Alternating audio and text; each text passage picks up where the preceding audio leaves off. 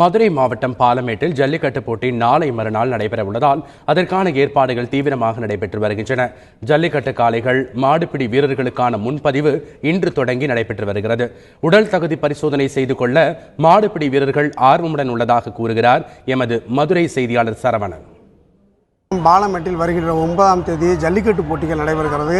இதற்காக முழு ஏற்பாடுகளும் மாவட்ட நிர்வாகம் மற்றும் விழா கமிட்டியினர் செய்து வருகிறார்கள். இந்த நிலையில் இன்று மாடுகளுக்காக டோக்கன் வழங்கப்பட்டு வருகிறது. அதற்கான முன்பதிவு இன்று காலை தொடங்கியது.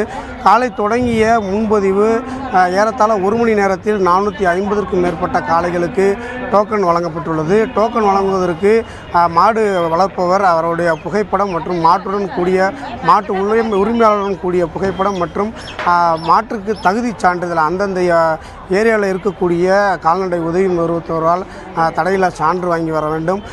அந்த சான்றுடன் சேர்ந்த ஒரு படிவத்தை பூர்த்தி செய்து கொடுத்து காளைகளுக்கு அனுமதி சீட்டானது தற்போது வழங்கப்பட்டு வருகிறது. இந்த நிலையில் பார்த்தீங்கன்னாக்க இன்றே பாலமேட்டில் மாடுபிடி வீரர்களுக்கும் தற்போது அனுமதி சீட்டானது வழங்கப்பட்டு வருகிறது.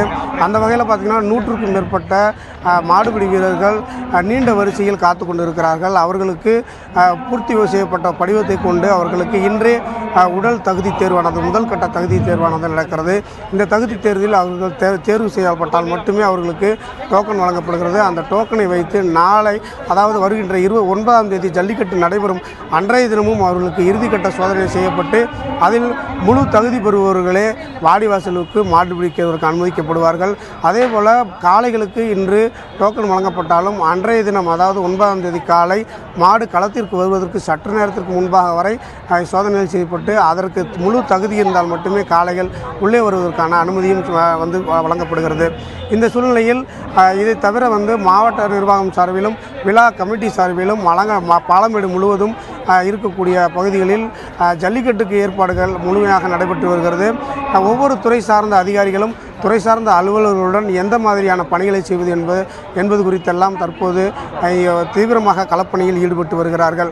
வரும் 9ஆம் தேதி ஏறத்தாழ 2 வருடங்கள் கழித்து நடைபெறும் இந்த ஜல்லிக்கட்டு போட்டியை காண்பதற்கு பல்லாயிரக்கணக்கான பொதுமக்கள் திரள்வார்கள் என்பதால் தற்பொழுதே போலீஸ் பாதுகாப்பு போடப்பட்டிருக்கிறது.